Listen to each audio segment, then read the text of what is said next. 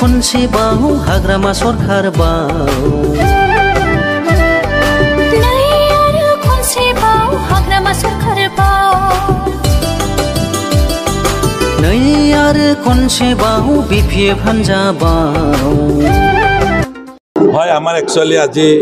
মুখ্য কার্যালয় এটু গোটেই ইলেকশনটোর ওদালগুড়িত আমি স্থাপন করেছো ইয়ার পিছতে ভেরগাঁও জেলা দরং জেলা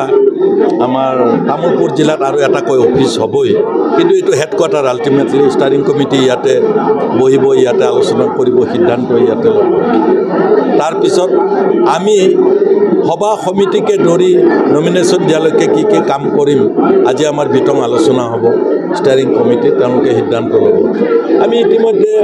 নির্বাচনের কাম কাজ চলাইছো কারণ আমার বিশেষকে এই 6টা সিটত BTCৰ পৰ্যাপ্ত পৰিমাণৰ দলীয় কৰ্মী আৰ নেতা আছে আৰ তেওঁলোকে বহুত আগুৱাই লৈ গৈছে ইতিমধ্যে দল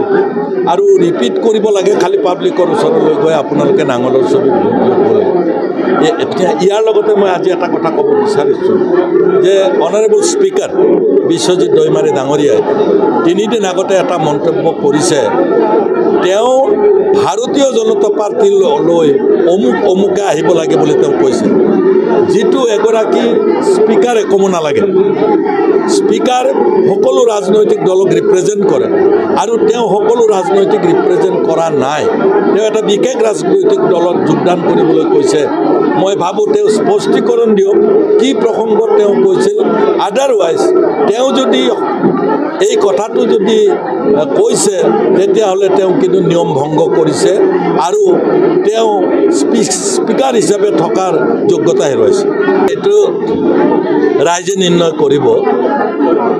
যিজন কেণ্ডিডেটে সিকিউৰিটি ফৰফিট কৰে তেওঁ ভাবে জিকিম বুলি গতিকে ডিসিশন ল'ব ৰাইজে আৰু কোকৰাঝাৰ দৰং ওদালগুৰিত এইবাৰ BPFৰ লগত আছে ৰাইজ বিজয়ী হোৱাৰ পিছত মোৰ ইন্ডিভিজুৱেল ভিজন আছে যে বিশেষকে দৰং ওদালগুৰি সিটটো অসমৰ কোনো সিটৰ লগত নিমিলে 50% ইনসাইড 6 শিডিউল আৰু 50% আউটসাইড 6 শিডিউল ইয়াত কথা কওঁতে আমি সাৱধান হ'ব লাগিব আমি পাৰ্লামেণ্টতে কথা কওঁ বা এতিয়া ইলেকশ্যন মিটিঙতে কওঁ আমি দুইটা অঞ্চলক ৰিপ্ৰেজেন্ট কৰি কথা ক'ব লাগিব বহু সমস্যা BTCৰ লগত নান BTC এৰিয়াৰ নিমিলে আৰু নান BTC এৰিয়াৰ সমস্যাৰ লগত BTCৰ সমস্যা নিমিলে এক্সাম্পল হিচাপে যে যিখন নান 6 শিডিউল এৰিয়াৰ কাৰণে আজি মুখ্য বিষয় এইখন আমাৰ 6 শিডিউল এৰিয়াত কোনো মূল্য নাই ইমপ্লিমেন্ট নকৰে কাখন গতিকে তেনেকুৱা বিষয়বিলাক আমি এড্ৰেছ কৰোঁতে কঠিন হ'ব কিন্তু আমি তথাপি প্ৰপাৰলি ৰাইজকো এড্ৰেছ কৰিম আৰু ভৱিষ্যতে বিজয়ী হৈ যোৱাৰ পিছত 6 জনগোষ্ঠী জনজাতিকৰণ বৃহৎ নদীবান আমাৰ অসম চুক্তিৰ ৰূপায়ণ আমাৰ উগ্ৰপন্থী যিবিলাক সেটেলমেন্ট পাবলগীয়া আছে এতিয়াও তেওঁলোকক দিয়া নাই তেওঁলোকৰ সম্পৰ্কে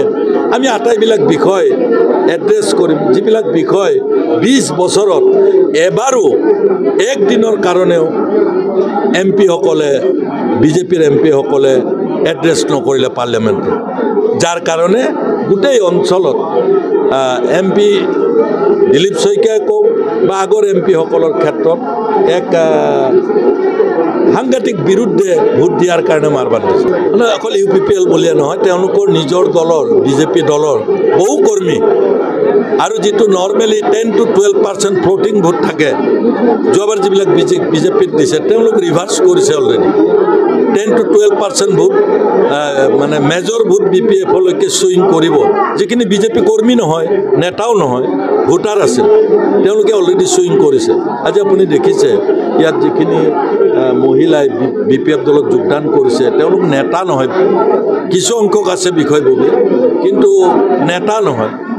ভোটাৰ যেতিয়া ৰিয়েক্ট কৰিছে ভোটাৰে যেটা বেয়া পাইছে নেতা বেয়া পালে আৰু এটা নেতা ওলাব কিন্তু ভোটাৰ বেয়া পালে ডেঞ্জাৰাস পলিটিক্যাল পাৰ্টিৰ কাৰণে আজি মহিলাসকলে ইয়াত যোগদান কৰি এটা কথা প্ৰমাণ কৰিছে UPPL আৰু বিজেপিৰ মহিলাসকলে BPFত যোগদান কৰি যে আমাৰ এই অঞ্চলৰ ভোটাৰ খুব বেয়া পাইছে দিলীপে ভোটিং মেচিন সম্পৰ্কে এতিয়া কিবা নতুন কথা কৈ একো লাভ নাই